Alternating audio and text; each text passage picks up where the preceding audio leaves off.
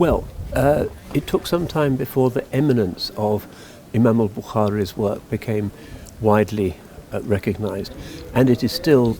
to this day the case that in the madhab, the school of law of Imam Malik, which prevails mainly in North Africa, West Africa,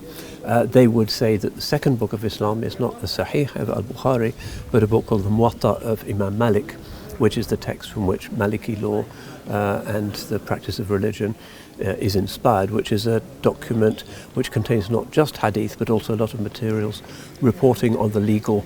practices and norms of the city of Medina in the 2nd century when Imam Malik lived. So which book you regard as the second most important, it depends to some extent on where you stand in the Muslim spectrum or the family of Muslim points of view.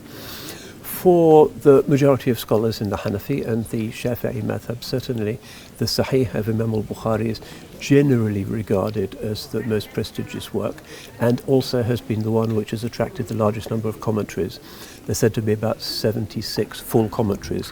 in Arabic on Sahih al-Bukhari, which is larger than the number on any other hadith text. Some of those commentaries specialize on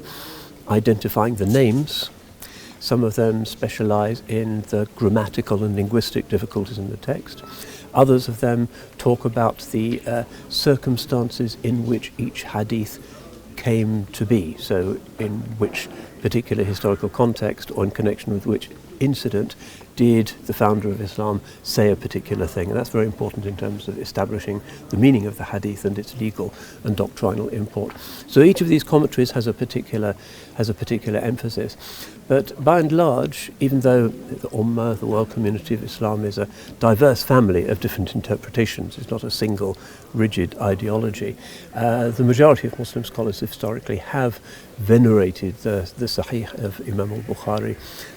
more than the others, partly because of its completeness, partly because, as I said, of the systematic way in which the chapters are organized, partly because of the rigor with which he was able to sort through this enormous mass of material and determine which was Sahih sound and which was quite probably from the Holy Prophet, but wasn't quite at the degree of scholarly rigor that he was applying. So that is probably the reason why the majority of Muslims have regarded the Sahih of Imam al-Bukhari to be the second most important book after the Holy Quran itself.